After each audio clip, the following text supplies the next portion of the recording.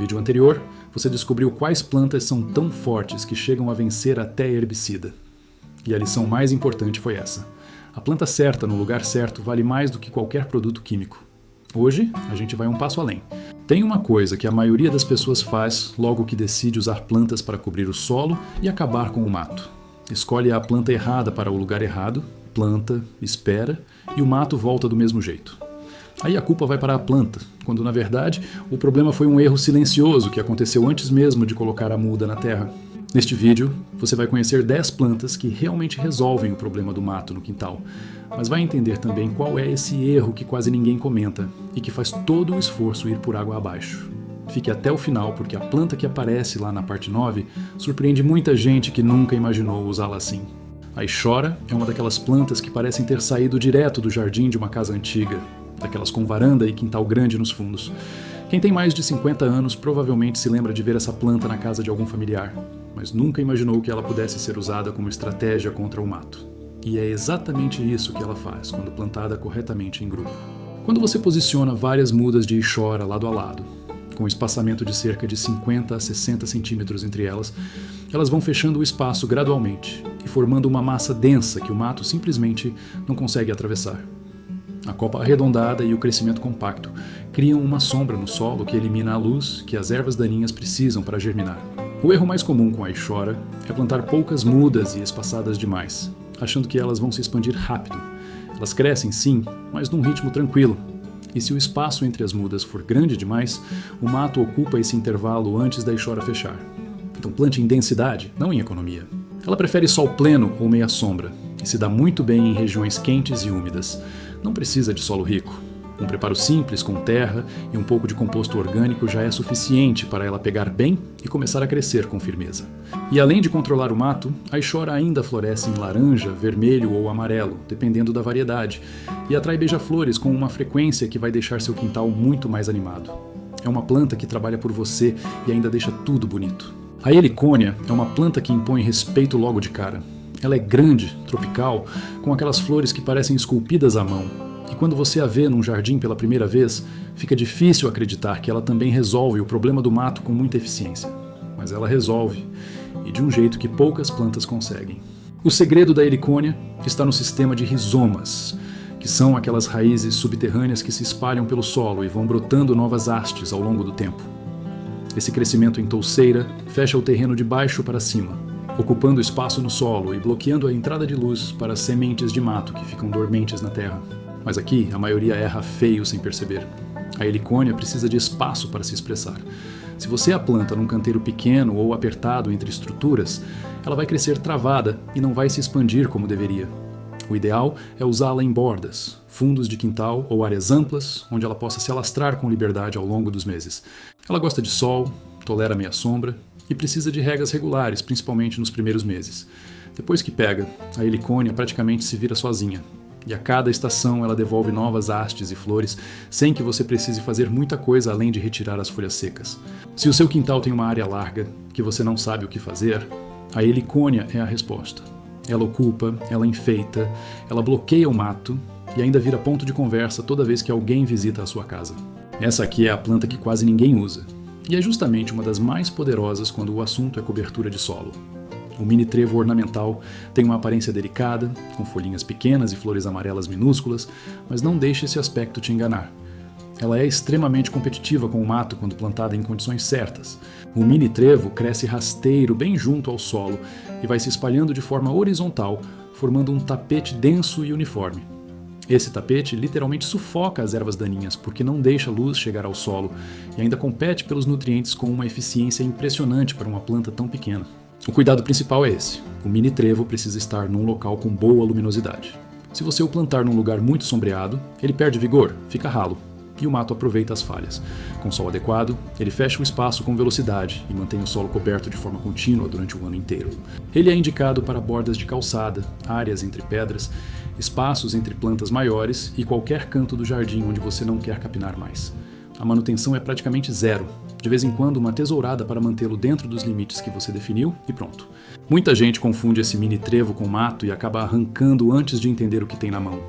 Se você já viu essa plantinha e jogou fora sem saber o que era, saiba que fez exatamente o que o mato queria que você fizesse. A campânula tem aquele charme antigo que remete aos jardins europeus, com suas flores em formato de sino que ficam penduradas de forma graciosa nas hastes. É uma planta que combina muito bem com quintais de casas mais tradicionais e que tem uma função de cobertura que poucos conhecem além da decoração. Ela funciona especialmente bem em bordas e canteiros elevados, onde pode crescer levemente pendente e cobrir a lateral de muros, vasos e jardineiras. Quando plantada em densidade no solo, as folhas basais se sobrepõem umas às outras e criam uma cobertura que impede a germinação do mato naquela área. O erro que mais se comete com a campanula é tratá-la como planta isolada. Uma muda sozinha não cobre nada, e quem planta uma e espera resultado de cobertura vai se frustrar. A estratégia certa é plantar em grupo, com mudas próximas, e deixar que elas formem uma massa foliar coesa ao longo das semanas. Ela prefere sol pleno ou meia sombra e gosta de regas moderadas, não aprecia solo encharcado, então o escoamento da água precisa ser bom. Em regiões mais frias do Brasil, ela se dá especialmente bem e pode persistir por longos períodos, florindo com regularidade. Se você gosta de jardim bonito e ao mesmo tempo funcional, a campanula é uma escolha que entrega os dois ao mesmo tempo. Ela fica linda, controla o mato e ainda atrai polinizadores que ajudam no equilíbrio do jardim como um todo. Se você está gostando desse conteúdo, deixa o seu curtir aqui no vídeo. Isso ajuda muito a chegar para mais pessoas que também sofrem com o mato todo dia. A Ruellia é uma das plantas mais resistentes dessa lista. E uma das mais mal usadas também. Ela cresce com força, tem flores roxas ou rosas que aparecem com frequência e quando plantada em linha ou em massa, cria uma barreira visual e funcional que o mato não consegue romper com facilidade. O sistema radicular da Ruellia é robusto e se firma bem no solo, o que faz com que ela resista a períodos de seca sem perder o vigor. Isso é uma vantagem enorme para quem mora em regiões com chuva irregular ou para quem não tem tempo de regar o jardim com frequência. Ela aguenta. Mas tem uma coisa sobre a Ruellia que não se pode ignorar. Em algumas regiões do Brasil, ela tem comportamento invasor quando plantada sem controle próximo a áreas de preservação ou cursos d'água. Então, o uso dela deve ser feito com responsabilidade, dentro do quintal cercado, em canteiros delimitados, longe de áreas naturais. Usada assim, ela é uma aliada poderosa. Usada sem critério, vira problema. Para o quintal doméstico, ela funciona muito bem como bordadura de muros, separação de áreas e cobertura de faixas de terra que ficam expostas ao sol forte. A manutenção é simples, uma poda leve de vez em quando para controlar o crescimento, e ela segue firme por anos. A Ruellia é daquelas plantas que, quando bem posicionada, trabalha sem parar e sem reclamar. Ela não precisa de muita atenção, precisa de espaço certo e de uma pessoa que entenda o que está plantando. O tagetes, conhecido popularmente como cravo de defunto ou margaridão, é uma planta que carrega um nome pouco simpático, mas que tem um currículo invejável quando o assunto é controle de mato e equilíbrio do solo.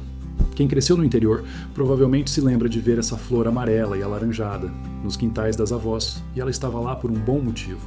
O tagetes libera substâncias pelas raízes que inibem o crescimento de alguns tipos de ervas daninhas e ainda repelem nematóides, que são organismos do solo que atacam raízes de outras plantas. Ou seja, ele não só bloqueia o mato, como também protege as plantas vizinhas de pragas invisíveis que vivem embaixo da terra. Para usar o tagetes de forma eficiente na cobertura de solo, o ideal é plantá-lo em faixa, intercalado com outras espécies do jardim ou ao redor de hortas e canteiros. Ele cresce com velocidade, floresce em poucos meses e mantém o solo coberto enquanto realiza esse trabalho de proteção silencioso. Ele precisa de sol, quanto mais sol, melhor. Em sombra, ele perde o florescimento e fica esticado sem vigor. A rega deve ser regular, mas sem exagero. Solo bem drenado e exposição solar são os dois pontos que definem o sucesso com o tagetes. E tem mais. As flores do tagetes são comestíveis e muito usadas em culinária decorativa. Então você resolve o mato, protege o solo, embeleza o jardim e ainda tem uma flor que pode ir para o prato. Difícil encontrar outra planta que entregue tanto numa área tão pequena. A perpétua tem esse nome porque as flores dela duram. Parecem de papel, ficam firmes mesmo depois de cortadas, e no jardim elas resistem ao sol forte com uma disposição que impressiona. É uma planta humilde, de origem simples, mas que resolve com competência a tarefa de cobrir o solo e competir com o mato.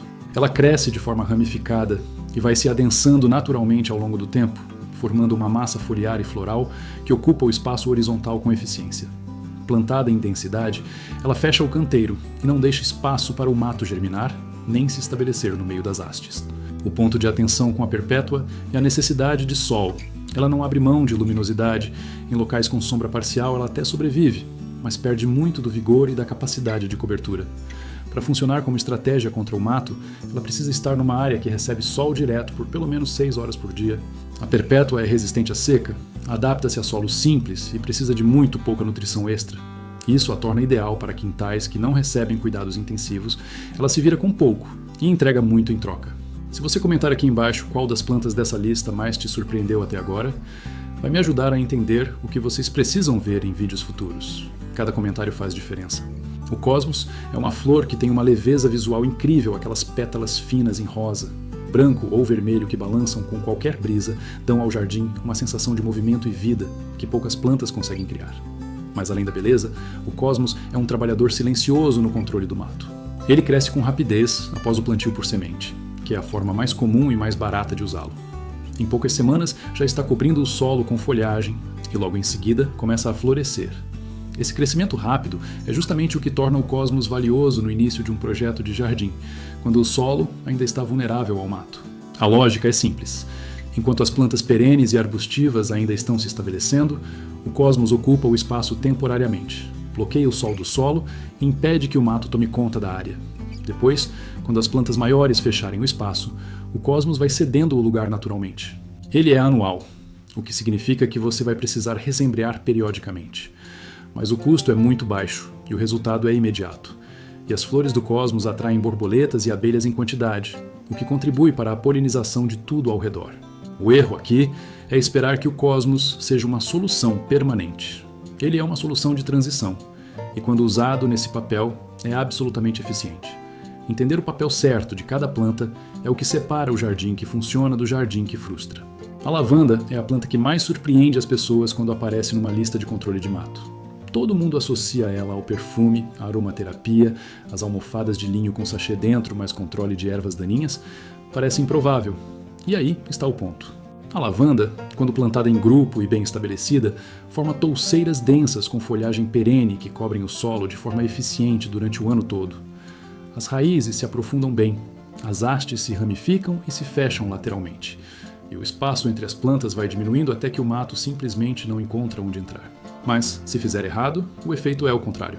A lavanda não tolera encharcamento. Se o solo retiver muita água, as raízes apodrecem, a planta perde vigor, fica rala, abre falhas e o mato invade exatamente por onde ela deveria estar fechando. O solo precisa ser bem drenado, levemente arenoso ou preparado com perlita e areia grossa para garantir que a água escoe rápido. Ela também precisa de sol pleno. Em regiões quentes, como boa parte do Brasil, prefira plantá-la num local arejado, com brisa leve quando possível, e protegida do excesso de chuva em épocas muito úmidas. O preparo do local é o segredo da lavanda. Se o ambiente for adequado, ela cresce com pouco esforço e dura anos. E o perfume? Esse é o bônus que ninguém esperava. Você controla o mato e ainda tem uma planta que perfuma o jardim, afasta alguns insetos indesejados e serve para fazer sachês, chás e até temperos. A lavanda é generosa com quem cuida dela direito. E se você ainda não se inscreveu no canal, este é o momento certo. Aqui a gente publica conteúdo toda semana sobre como cuidar do jardim e do quintal, do jeito certo, sem complicação, sem produto caro, sem precisar ser especialista. A Hera é talvez a planta de cobertura mais conhecida do mundo, e por uma razão muito simples, ela funciona. Qualquer pessoa que já viu uma Hera cobrindo um muro inteiro, descendo por uma grade ou se espalhando pelo chão de um jardim, sabe que essa planta não brinca quando o assunto é ocupar espaço. Como cobertura de solo, a Hera é extraordinária. Ela cresce rasteira quando não tem onde subir, forma um tapete denso de folhas verdes brilhantes e bloqueia completamente a luz que chega ao solo. O mato não germina embaixo de uma Hera bem estabelecida. Simplesmente não tem condição, não tem luz, não tem espaço. O ponto de atenção com a Hera é o controle. Ela cresce com muita vontade e pode ultrapassar os limites que você definiu se não houver podas periódicas. Isso não é um problema grave. Uma tesourada, a cada 2 ou 3 meses, resolve. Mas quem planta e abandona pode se surpreender com a expansão dela. Ela tolera sombra melhor do que a maioria das plantas dessa lista, o que a torna ideal para áreas sob árvores, corredores laterais de casa e cantos que não recebem sol direto. Nesses locais difíceis, onde quase nenhuma outra planta se adapta, a Hera entra e resolve com eficiência. A Hera é resistente, bonita, versátil e de baixo custo. É uma das melhores escolhas para quem quer parar de capinar de uma vez por todas e montar um jardim que se sustenta sozinho ao longo do tempo. Chegando até aqui, você já tem em mãos 10 plantas com potencial real de transformar o seu quintal. Mas o que ficou de lição mais importante não é a lista em si. É entender que a planta certa no lugar errado, sem o preparo adequado do solo, sem respeitar a necessidade de luz ou drenagem, vai decepcionar sempre.